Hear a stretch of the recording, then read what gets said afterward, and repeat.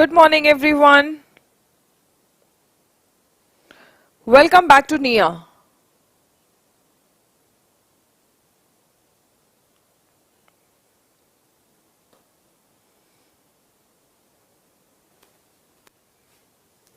News and editorial analysis, जहां पर हम इंपॉर्टेंट न्यूज और एडिटोरियल को एनालाइज करेंगे with the objective of understanding vocabulary, grammar, comprehension, and a little bit about current events.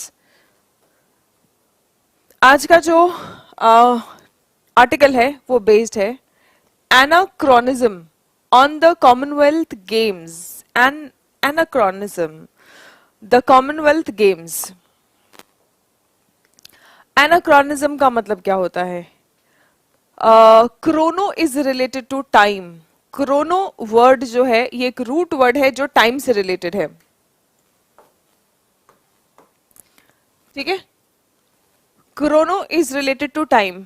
Anachronism मतलब जो टाइम के अकॉर्डिंग सही नहीं हो, ऐसा लग रहा है कि मिसमैच्ड है टाइम के अकॉर्डिंग, है ना। सो समथिंग और someone that is not in its correct historical और क्रोनोलॉजिकल ऑर्डर। हम देखो क्रोनोलॉजिकल ऑर्डर में लगाते हैं, हिस्ट्री में एक क्वेश्चन आता है अरेंज इन क्रोनोलॉजिकल ऑर्डर, है ना। सो मतलब क्रोनोलॉजिकल ऑर्डर में कि टाइम के अकॉर्डिंग कौन सा पहले घटित हुआ कौन सा बाद में, ऐसे इवेंट्स को हम अकॉर्डिंग टू टाइम हम अरेंज करते हैं। That's the correct chronological order. और जब भी कोई चीज या कोई इवेंट हो जो टाइम के अकॉर्डिंग सही अरेंज ना हो तो हम उसको कहते हैं एनाक्रोनिज्म। हम उसे क्या कहते हैं? एनाक्रोनिज्म। मिसप्लेस्ड या ऑब्सोलीट, मिसप्लेस्ड या फिर ऑब्सोलीट। एंटोनिम्स का क्या होगा? Modern, new. The movie, which is set in ancient Punjab, is full of anachronisms and inaccuracies. मतलब कोई मूवी है जो पंजाब में, एंशियंट पंजाब में बेस्ड बनी है, ठीक है। वो पूरा एनाक्रोनिज्म से और इनएक्यूरेसी से भरी हुई है, मतलब उसमें गलतियां भी बहुत हैं। पुराने पंजाब के बारे में अगर हम बता रहे हैं, है ना, पुराने पंजाब के बारे में बता रहे हैं, लेकिन उस टाइम की चीजें जैसी थी वैसी हम दिखा नहीं पा रहे हैं, तो वो एनाक्रोनिज्म है, ठीक है। वो एनाक्रोनिज्म है और उसमें बहुत सारी कमियां भी है, इनएक्यूरेसीज भी है, गलत भी है कई सारी चीजें जो हम बता रहे हैं, right. Now the next word is federal. The next word is federal. ये रिफर करता है नेशनल गवर्नमेंट, जो नेशनल गवर्नमेंट होता है उसको रिफर करता है। Synonyms government, democracy. Antonyms local, municipal. Municipal आपको पता है, लोकल आपको पता है, हम लोकल गवर्नमेंट कहते हैं स्थानीय, लेकिन फेडरल है राष्ट्रीय, राष्ट्र से, गवर्नमेंट से, पूरे कंट्री के, नेशनल गवर्नमेंट के रिलेटेड है, ठीक है। They were charged with violating federal law.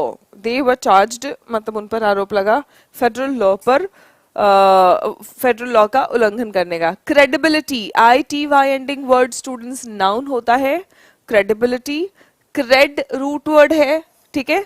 Credible, credibility, credulous. Cred root word है ट्रस्ट से रिलेटेड। क्रेडिबिलिटी मतलब ट्रस्ट वर्दीनेस, ठीक है। क्रेड्यूलस क्या होता है?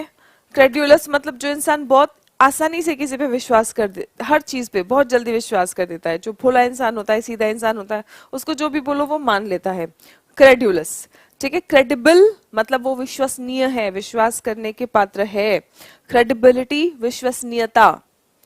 Now the quality that somebody has that makes people believe or trust him, ठीक है। सिनोनिम क्या है? Prospect, reliability. एंटोनिम क्या होगा? इनक्रेडिबिलिटी, इम्प्लॉजिबिलिटी। प्लॉजिबल मतलब करेक्ट, जिस पर विश्वास किया जा सकता है। इम्प्लॉजिबल मतलब जिस पर विश्वास नहीं किया जा सकता।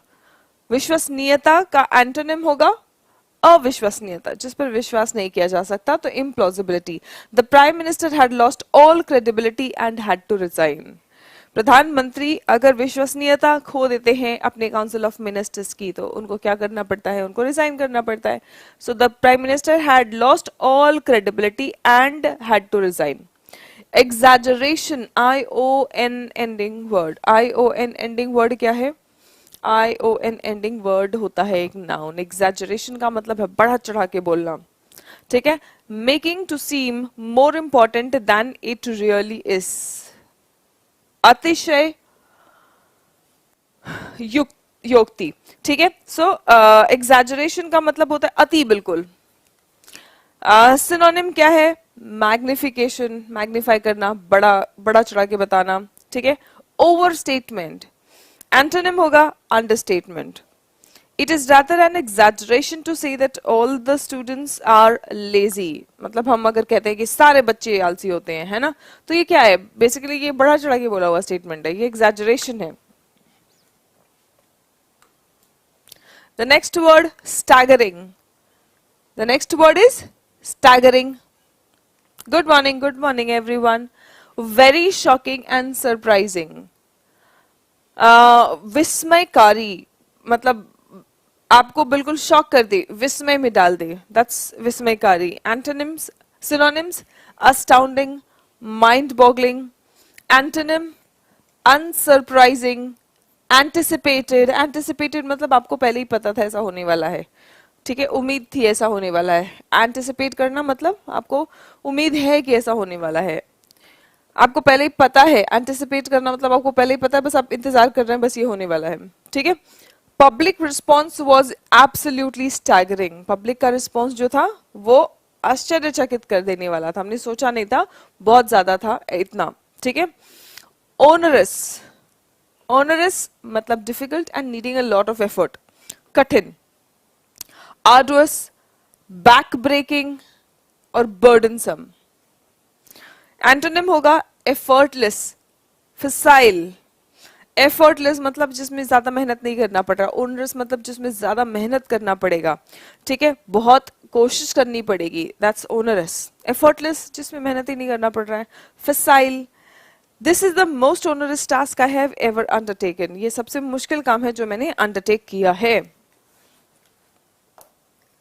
Look forward to, look forward to ये एक फ्रेजल वर्ब है स्टूडेंट्स, इसके साथ में ग्रामर का आपका हर एग्जामिनेशन में एक क्वेश्चन आता है। I am looking forward to meet you या I am looking forward to meeting you. I am looking forward to work with you या I am looking forward to working with you. Students, looking forward to के बाद में जो भी verb आएगा वो हम V1 प्लस ING फॉर्म में लिखेंगे, मतलब I am looking forward to meet you नहीं, I am looking forward to meeting you कहेंगे, ठीक है? I am looking forward to working with you कहेंगे, ठीक है? सो ये तो इस इंपॉर्टेंट फ्रेजल वर्ब का ग्रामर हो गया। इसका मीनिंग क्या है? इसका मीनिंग है to be thinking with pleasure, जब आप बहुत खुशी से उम्मीद कर रहे होते हैं, वेट कर रहे होते हैं किसी काम का, है ना? About something that is going to happen, कुछ जो होने वाला है। He was looking forward to working with the new prime minister, वो बहुत खुशी से इंतजार कर रहे थे नए प्रधानमंत्री के साथ में काम करने का। Run up to, run up to मतलब ये हम देख चुके हैं, run up to the West Bengal elections, है ना?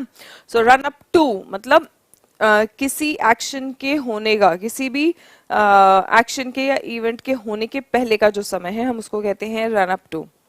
The run up to an event is the period of time just before it. कोई भी इवेंट या एक्शन होने के पहले का जो समय है उसको हम रन अप टू कहते हैं। The issue is complicating politics, कोई भी मुद्दा है उससे पॉलिटिक्स में कॉम्प्लिकेशंस आ रहे हैं, मुद्दे उलझ रहे हैं। In the run up to the elections, elections के पहले क्या होता है? हर चीज के बारे में बात होगी, जो काम किया था, जो काम नहीं किया था, हर चीज के बारे में बात होती है ना?